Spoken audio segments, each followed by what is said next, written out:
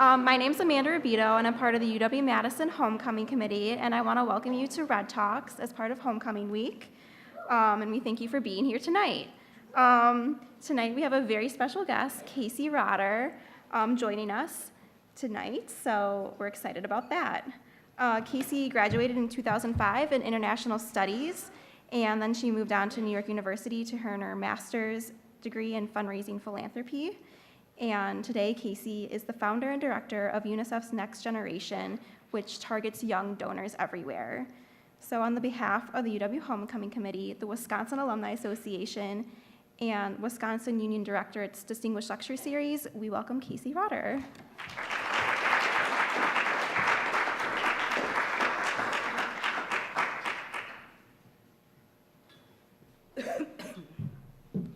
Thank you so much, Amanda. Hi, everyone. How are you?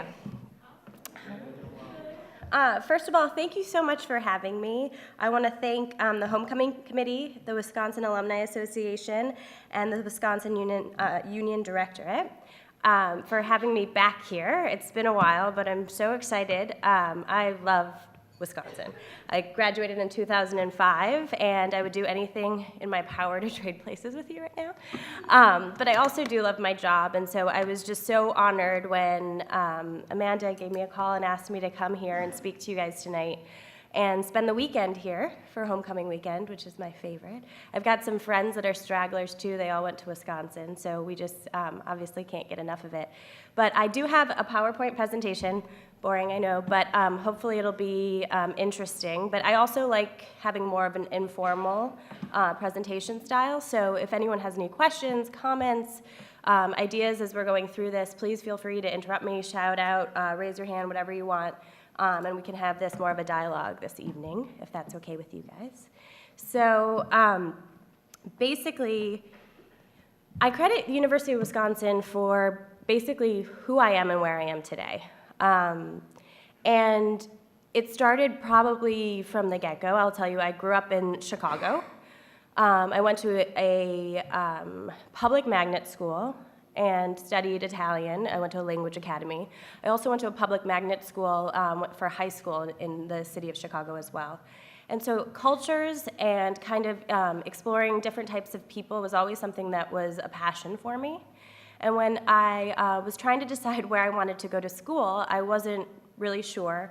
My cousin went here, and I wanted, to be honest at the time, obviously a good school was important to me and somewhere that was fun, but I also wanted a place that was actually far enough so that my parents couldn't just surprise me and be here, but also close enough so that I could drive back and forth and be home. So that was something that I was looking for. And I visited my cousin, and I was a little intimidated as a senior in high school, visiting my cousin as a freshman in college at the University of Wisconsin.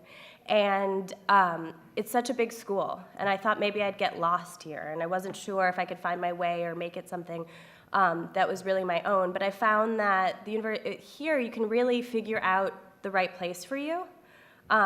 What age group are you, most people in this room? Are you sophomores? How many freshmen are in the room?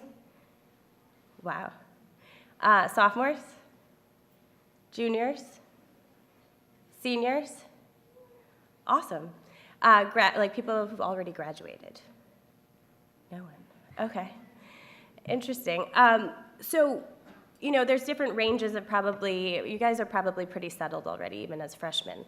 But I wanted a place that I could really, find my passion, really feel like I had different opportunities, but then also a place where I could grow and not feel kind of lost as I was in a school that was so big with so many people. But I found that you could really make Wisconsin your own and figure out where you want to be in life with it. And I found my passion here. I would say my mom was, during SOAR, has anyone taken African storytelling with Dr. Harold Schwab? No one? You have to. You have? Awesome. I encourage you to look him up right now. I think he's 80 years old and still teaching. But that was a class that I'd say was probably the most monumental class for me. And I took it as a freshman. Supposedly you can't get in as a freshman and you don't get anything higher than a C. I studied my butt off and I got an AB. It was really proud of it. But that class taught me a lot about who I wanted to be. Also, it kind of led me through to eventually I'd become major in international relations with a focus on African cultures and global cultures. So that kind of led me through there. But it also taught me a lot about storytelling, and that basically anything you do in life, it's important to be a good storyteller. And so I've taken that with me as a fundraiser, which is my main job, but also I fundraise for incredible programs all around the world that save and improve children's lives. And what I find to be the most important part of my job is the storytelling part of it.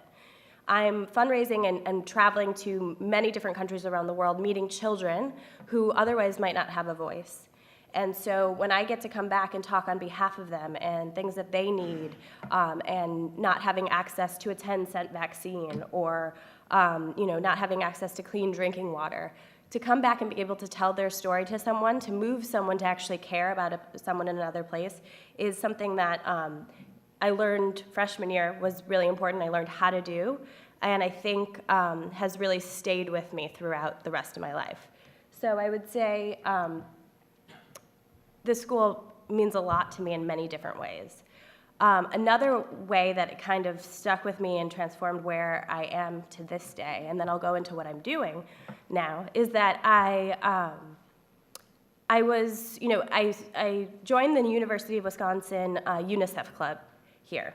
And so I was already in international relations, and I wanted something else that was part of my major, but I wanted something else extracurricular to do. And so they had a UW club for UNICEF. And it was my entry point into fundraising, advocating, and also educating kind of my peers about what was going on in the world. And I'm going to date myself, but I was really wondering how to connect Madison and the Midwest to places like Africa. And I wanted to bring back, are you guys all familiar with Sudan and do you guys know of the Lost Boys? Have you heard of that? So the Lost Boys are a group of Sudanese children, or now adults, but when they come to America or other parts of the world, it's still a community that gives back to their community in Sudan. And at the time when I was at school, I was learning about what they were calling a genocide, and I'm the granddaughter of Holocaust survivors. So when I was hearing about this genocide, I really was disheartened in the fact that I hadn't really known that much about it, and it wasn't really in the news. No one was really talking about what was going on in Darfur, and I wanted to do something about it. So with the UNICEF Club and with some of my African studies professors here, I asked if I could organize a panel. And in that panel, I learned, I brought in some Lost Boys from Chicago who were staying in Chicago, but I also was introduced to a student here that was from Darfur. And my teacher said, I think there's someone that you'd want to meet. So I met him at a coffee shop on State Street, and we sat down, and he survived. He was a boy soldier, and he survived, and he got sponsored, and he was here in the US. And I was just, I think I was, maybe 20 years old at the time, and just totally blown away that a fellow classmate of mine had already been through so much and was a soldier in Darfur fighting and had been rehabilitated and saved, and he was here in the US studying the same classes as me. And something that really struck with me was I asked him what was difficult or what was, something that, here at school that was really powerful to him. And he said that he was taking pre-law classes. And one of the classes was about civil rights. And he said what was crazy to him is that here we have a class that's all about civil rights, that's all that it is, while he wouldn't even know how to translate that back to his country. There wouldn't even be words for what that meant. And to him, that was something that was so unfair. And to me, I got it, but I also got the fact that I'm sitting here in Wisconsin in a coffee shop on State Street, talking to someone that's been through so much. What can I do? How can I make a difference? And how can I bring, it just all of a sudden made the world so much smaller to me. And something that I could figure out that I could really make a difference, even, just me, in a small town that I could actually make a difference somewhere so far away. So what could I do? So I said to him, like, what if anything, what organization, what is it that really you remember from home that's important to you? And he said, there's many organizations that have helped him throughout his life, but one specifically that stood out was UNICEF. UNICEF was always a sign of hope for him. Is everyone here familiar with what UNICEF is? Have you heard of it? It's okay if you haven't. It's the United Nations International Children's Emergency Fund. So it does everything from water and sanitation, HIV and AIDS, child protection, health and nutrition, education, and so on for children. So basically anything that helps save and improve children's lives around the world. It's in over 197 different countries and territories working. So anything from a small vaccine to helping, fix the infrastructure of a justice system to make it more child-friendly. And I can go into more detail with any of those things as we go along. But so that stuck with me. And I actually was familiar with UNICEF. I grew up, my parents supported UNICEF. I trick-or-treated for UNICEF. Anyone here trick-or-treated for UNICEF before? Awesome. So Trick or Treat for UNICEF is the original Kids Helping Kids campaign where you go door to door on Halloween with these little orange boxes, and while you're getting candy, you're also asking for donations to help other kids around the world. So I grew up with that. It was being reinforced in my studies at school, reinforced by someone who was actually supported and helped by that organization. So I knew that this was what I wanted to do. So with Solomon was his name, I organized a panel, and it was also the first time that I got really excited. I was canvassing, I was on campus, I got everybody to come together, and passing out pamphlets, raising money, trying to get people to come and learn about what was going on in Darfur. And I just knew that this was something I had to continue to do throughout my life. Another thing that I learned throughout that experience is what I said that really stayed with me is that just because you're in a big pond does not mean that you have to be a small fish. You can actually make a difference. And I think that was something really important to my generation at the time, and I also think something with your generations as well. And I'd like to say I'm in your generation, but I might be a little bit outside of it. But I basically, I think both our generations are accused of being slacktivists, meaning like we want to be activists, we think we are, but we don't really do anything. And I think that that's totally wrong. But I do think that with what we do want is we want people to basically give it to us really quickly. We want to make a difference, but we want it to be handed to us. And that's something that I've learned a lot in my work. So I think we're ready to go as long as it's kind of bottled up and given to us, which is fine. So I think we just have to find what it is that what is your passion, and how you can actually make a difference. And then I think we will, and I think I have. So basically, the difference I think I've made is through UNICEF's Next Generation. And I work at an organization that is known to be connected to the UN. It's known to be this big, massive, bureaucratic, old, stodgy organization. But I was able to kind of break through and create something new within it that I think is pretty special. So I'll tell you kind of that story. So from Wisconsin, I moved on. After a year, I went to NYU to get a master's in nonprofit management and fundraising and philanthropy.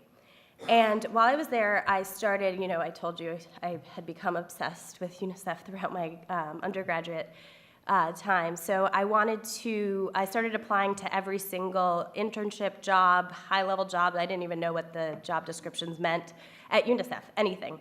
They gave me a call and they said, I remember the HR person, her name was Jane. She said, "Hi, Casey, this is Jane from the U.S. Fund for UNICEF. We've received your many, many, many applications, and we really appreciate it.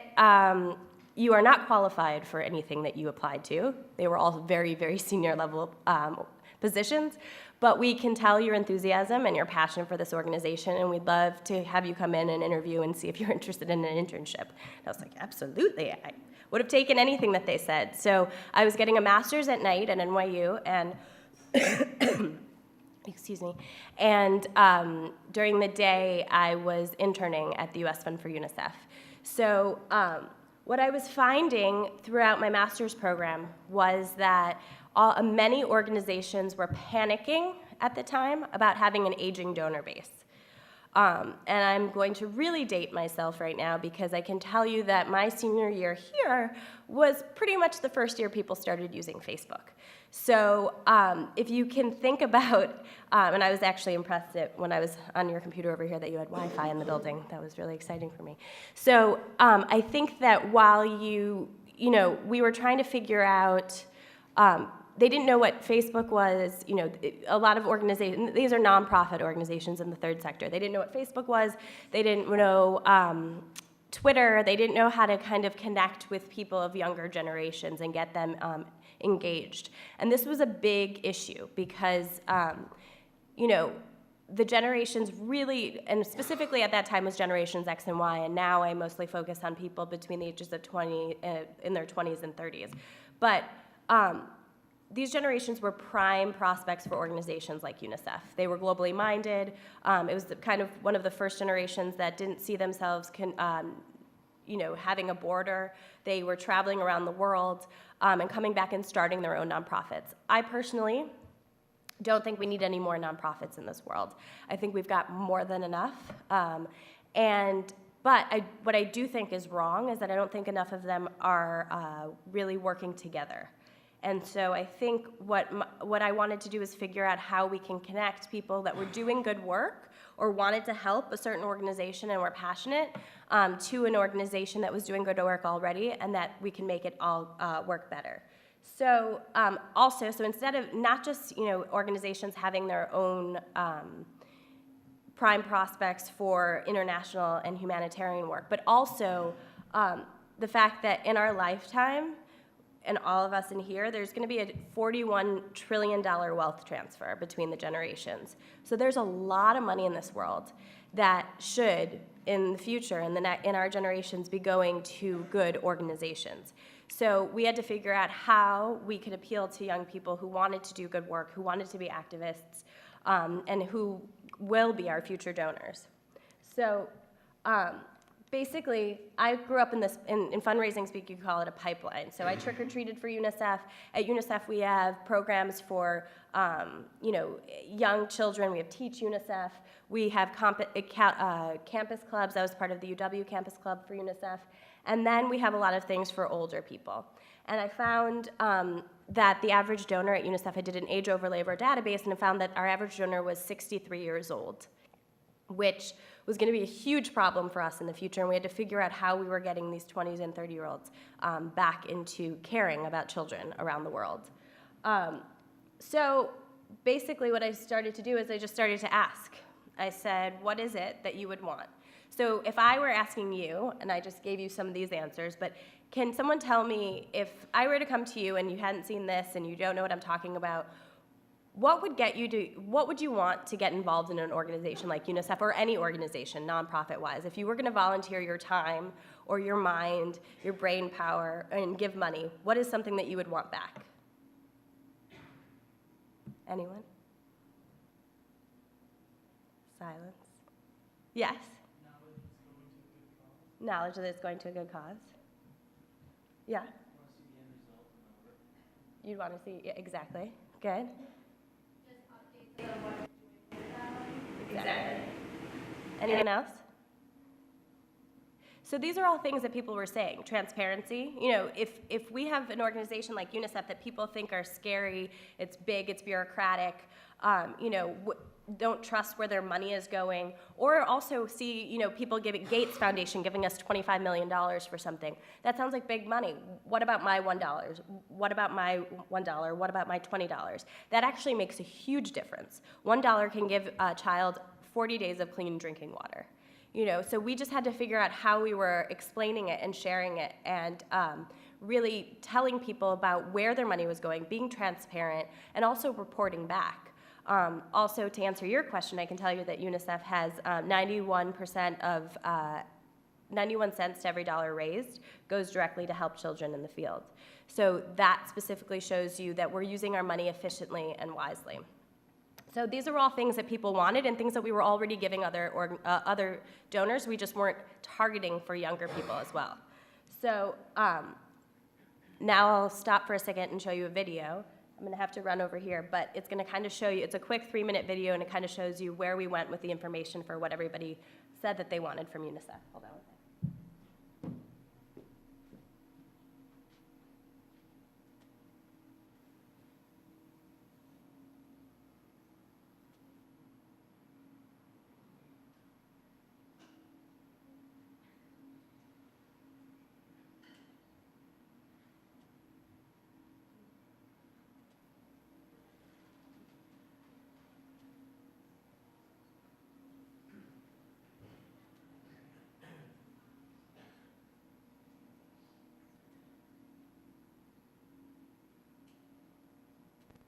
I will do whatever it takes to save a child's life. I thought I knew what malnutrition meant. We're helping children because we want to put an end to this. We saw a child die because they didn't have a tetanus shot available. This is our contribution as UNICEF's Next Generation.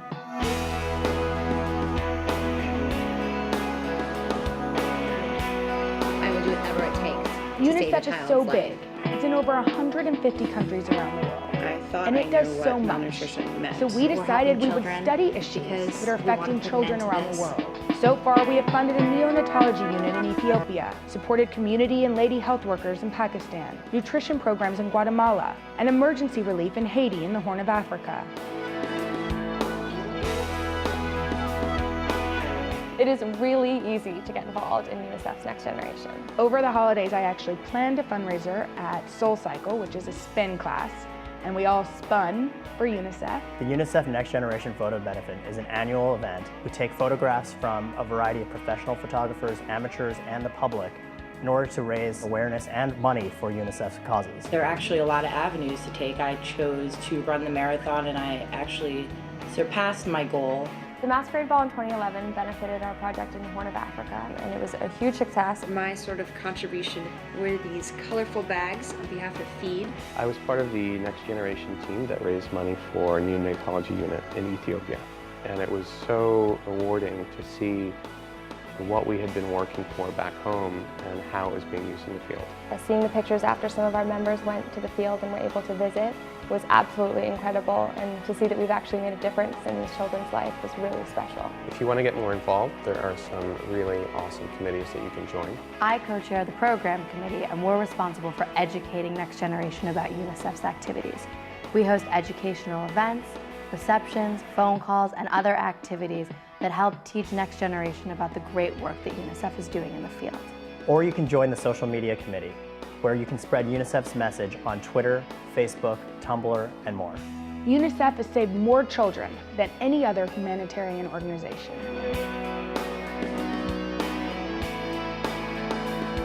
There are few things more worthy than helping children, and UNICEF is a great way to do that.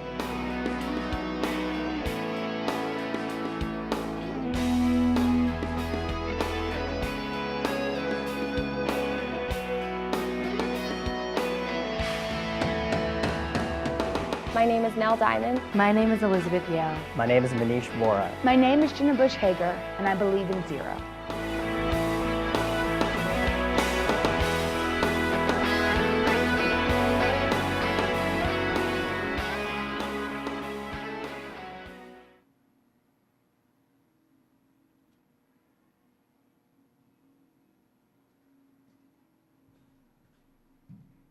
Okay, so basically that's what came out of what it was that I was doing my research on. So I did my research and figured and compiled it all together, and I wrote my thesis on how to engage your next generation of supporters. Basically the same things that you were saying that you were interested in. And I kind of bottled it up and handed kind of this presentation to the president of UNICEF, thinking that she wanted to hear from a intern at her organization, and they handed it to her, and I said, I think you should read this. I think you're really missing out on an entire demographic of people. And she was nice enough to actually read it, and she said to me, okay, so write me a job description. And so if you were going to do this for my organization, what would it be? Write me a job description. So I wrote my job description, and I gave it back to her, And she said, okay, now you have to apply. And so I applied for a job description that I wrote, and I luckily, thank goodness, I got it. And I was able to kind of run with UNICEF's Next Generation. But I had done my research. You know, everybody up there that I had spoken to previously and said, what do you want from me? What do you want from UNICEF? And my friends too, the two of them that are sitting here, they're Wisconsin alumni as well. And they helped me found UNICEF's Next Generation from the beginning, so I pulled them in with me. But so Next Gen is a group of young professionals in their 21 through 40s who want to do whatever it takes to save and improve children's lives. So I talked earlier about things that UNICEF does, but every single day, 17,000 children die from preventable causes. I just want to pause there for a second, and what does that mean? That means things that we're not worried about here in the U.S. So take away, kind of our concerns here, and even the playing field, and things like malaria, polio, unsafe drinking water. Those are things that we don't have to worry about here anymore. A 10-cent vaccine to maternal and neonatal tetanus. So every day, 17,000 children die from things that we know how to prevent. We're just not raising the resources to do so. So I think that we can change this in our generations. And that's specifically, I think when I was born, I think 33,000 children were dying every single day from preventable causes, and now it's 17,000, so it's going down. So I think in all of our lifetimes, if we kind of come together and work on behalf of children around the world, we can get this number down to 0 and even the playing field across the world, and then we'll start to deal with some of our other issues. So now, basically, they start off with steering committees. They're kind of like mini boards, but they have a lot more jobs that they have to do, and I'll go further into detail about that. But they're all volunteers, and our specific steering committees are in Chicago, New York, and LA. And last year we expanded to Vietnam, and this year the UK took on a Next Gen. So they're kind of a global network of young leaders, philanthropists, activists on behalf of UNICEF around the world. And we do things together, whether it's social media, conference calls. We just had a call with one of our UNICEF innovation leads he's in Monrovia, Liberia, working right now on UNICEF's response to Ebola. And we kind of have all hands on deck. That's our highest priority right now. And so learning about what we're doing with SMS technology and how Next Gen members here can support our work around the world in those areas. So basically, this is just kind of what it is, a time commitment, monetary commitment, things like that we ask steering committee members to do. And then we have a monthly pledge program, which is more of a fundraising initiative as well, that kind of helps every month that you're giving a donation to help save and improve kids' lives. But what my favorite thing that Next Gen does is that we study issues affecting children and choose different UNICEF projects to fund. And we do those in different and innovative ways. Whatever it is that you might like to do, as you saw in the video, if you like to go take a spin class or do yoga, whatever it is that you might want to do for an afternoon to fundraise that way. Or if it's more educational and you want to kind of just educate people on what's going on around the world, you can have your own supper for nutrition and talk about issues that way. In addition, we're kind of testing, and I'll go into more detail about that in a little bit, but we're testing a remote volunteer program. So I'm not sure if that is actually something that's going to work, but so far we tried it in Burundi and it's working. But let's say you speak French and you're working, or you're a student here, and you want to help our Senegal office translate a proposal that they have from French to English. You can do that from your dorm room and be volunteering for UNICEF and helping them with something that might take up their time that they need to do. We're also working with kind of more on the tech level and software technology side of things, and specifically, our Burundi office, 3% of Burundi has access to the electrical grid. That means 3% of all of the country has access to electricity. So think about what that means. Think about what that means for kids who are trying to study. Kids run home as soon as school is over so that they maybe can get home in time to have a little bit of sunlight left in order to do their studies. Think about what that means also when they are, if someone's sick and it's in the dark I mean, it's pitch black at night there. So we're working on a lot of micro enterprise programs and solar power lighting. And so we had some Next Gen members who were experts in that field and also had started their own technology software companies or startup companies. And we connected them with the Burundi office, and they've been working remotely from New York to see if they could be of help there. But there's a bunch of different benefits in terms of joining Next Gen and different ways that we fundraise, and it's basically really member-driven, depending on what it is that you might be interested in. And each month, we also have something called monthly missions. So if we want something that the whole country can work together on and it'll be a different member each month with a different video that says, this month we want you to do X, Y, and Z. So we're hoping that across the country specifically, but also across the world, we have people who are working on the same mission to help save and improve children's lives. Next Gen and UNICEF. So basically, this is the program I was talking about that was pretty awesome in terms of Burundi, and this is a 1-minute video that I think will explain it pretty wonderfully, if I can get it to work.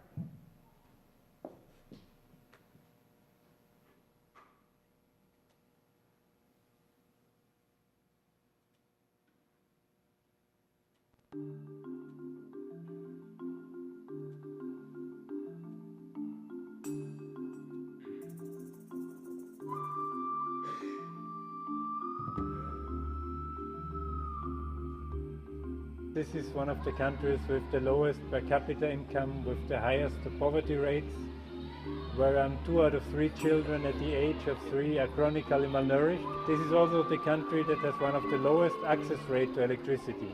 3 to 5% only of the population have access to electricity. And we've just talked to the teachers here, to the pupils here. Not having electricity in your school is a huge handicap. Having UNICEF be able to really guide and really build up the infrastructure around supporting children in the community. The second site is a primary school, and it's a really typical primary school here in Burundi in a very rural setting, very far away from any access to electricity. The third site we're visiting is our microenergy project, and now that is a pilot project in which we're introducing small LED lights as a source of safe and affordable energy into households. Currently, I'm working on Project Lumiere, and that is to bring lighting, low-cost lighting and rechargeable lighting with a renewable energy component to Burundi. It's really a faint glow, but it makes such a difference to these families because it allows them to get rid of kerosene and candles and save money. So in addition to the economic benefits, it helps improve the health of children because they're not breathing smoke.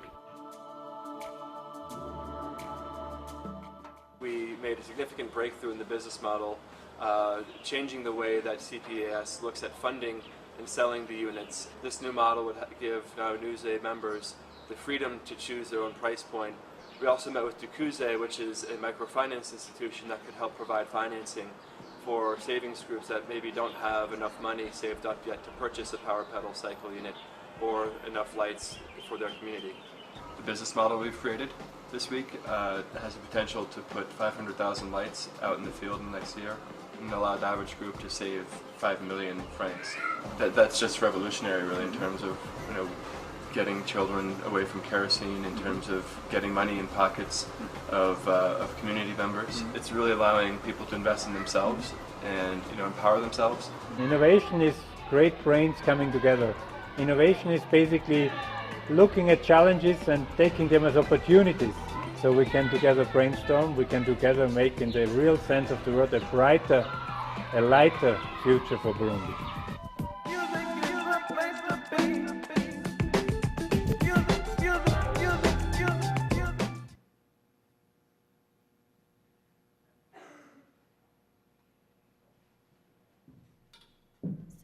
Everyone in the blue shirts that you were seeing that was helping, those aren't things that's not their job. They were all volunteers, and they'd been working with our Burundi office via Skype, Dropbox, email for months before then, understanding what it was that if our Burundi UNICEF office needed help with, that we could do, that if they had the funds and the resources to actually hire somebody, what they would need as a consultant. So those were people that were volunteering for 2 months beforehand, then went on the ground for about a week to work with our partners, and then have been working with them for 6 months plus after that. So we're continuing this. We're piloting the program with our Nicaragua office and also our Kosovo office as well.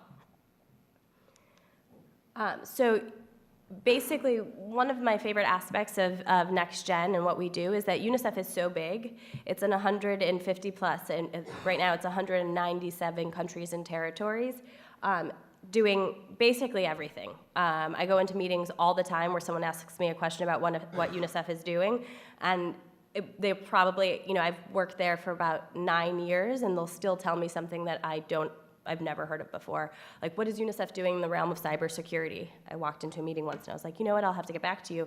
But I've learned enough that I promise you they're doing something, which is pretty incredible. And I learned that we're actually leading the realm of cybersecurity for protecting children.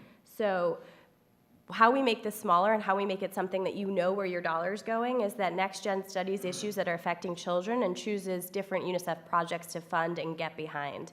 And so we've done a number of different projects. Our first project was we called it Project Sprinkles in Guatemala.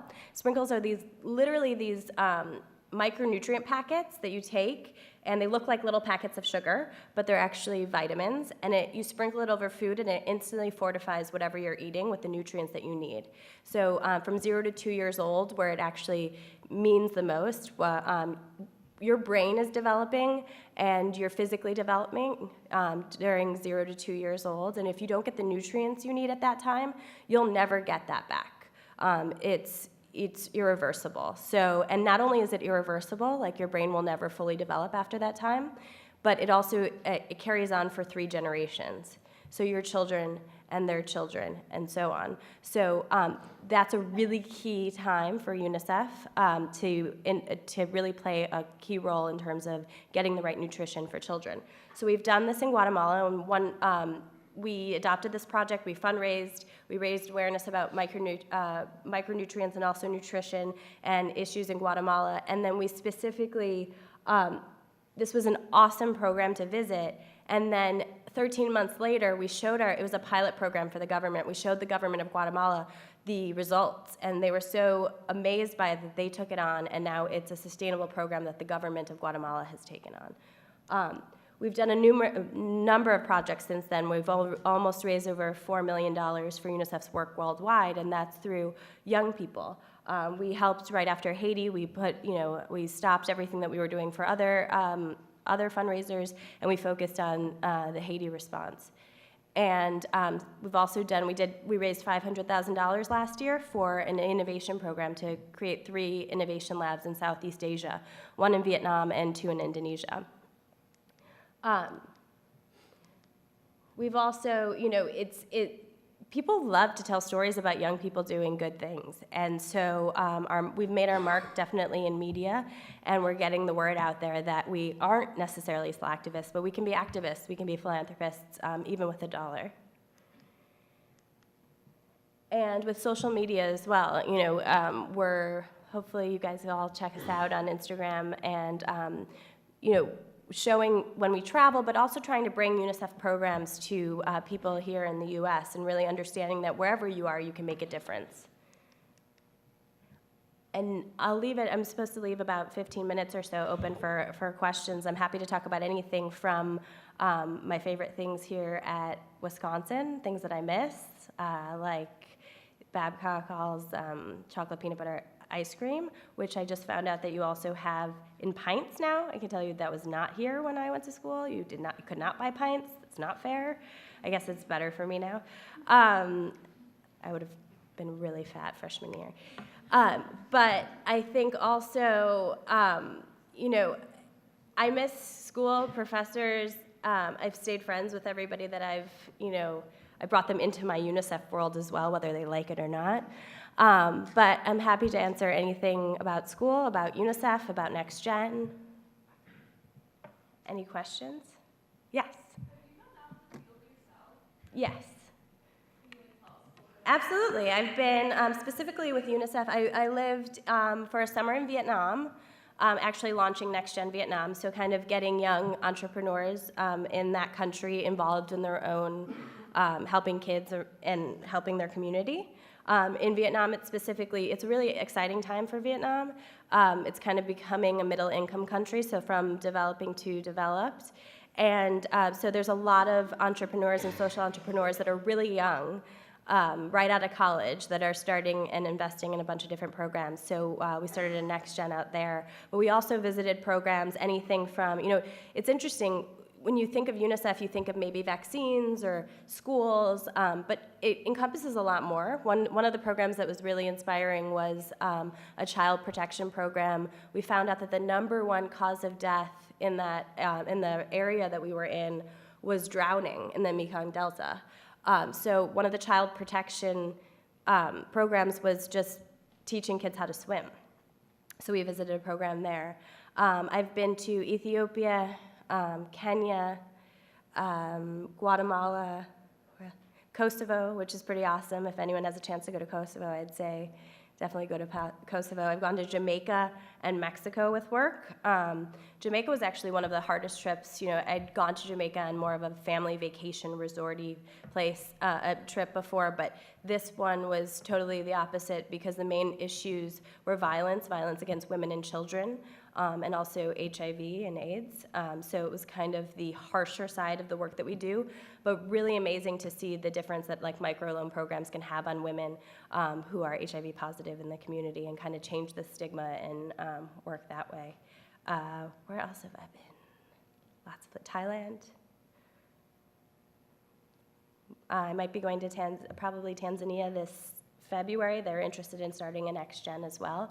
And what I love about the different countries and starting different programs like this, it's whatever the country needs. So in Vietnam, it's really, it has to do with government relations and CSR programs for companies. So that's really what they want young people's help with. In different countries, it might be fundraising. In Tanzania, they want to really get the blogger community going and really get young people blogging and speaking up on behalf of their own community, their children in their own communities as well. So it takes different shapes depending on what countries need from our generations at the time. Happy to talk about many other children I've met too afterwards. Yes? What is Next Gen doing right now for the crisis in West Africa with Ebola?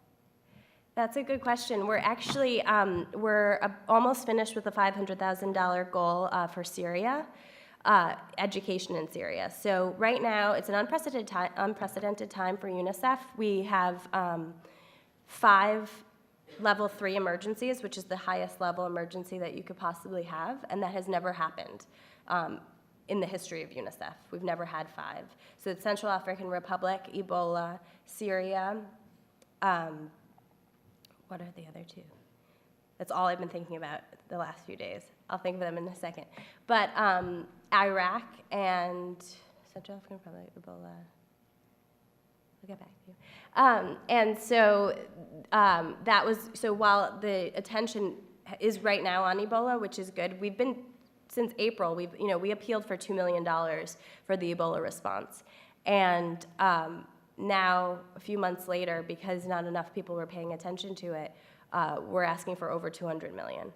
And so we believe we could have contained it. But now, basically, if you check out #StopEbola, it's all hands on deck. So right now it's more of a social media push, and we are fundraising for it, but we're also, on the same time, almost nearing our $500,000 goal for Syria, which is important as well, because we're afraid that there's going to be an entire generation lost. People fled from Syria, they were going to school. Kids are living in schools as shelters, but they haven't been to school in years. Could you imagine living in your classroom, but actually not being at school? So that's a really awful situation as well. So it's really difficult when you're like, what should you pay attention to?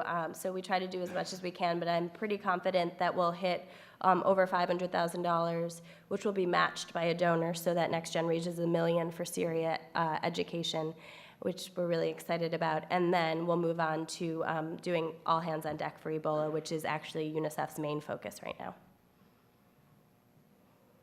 Yes?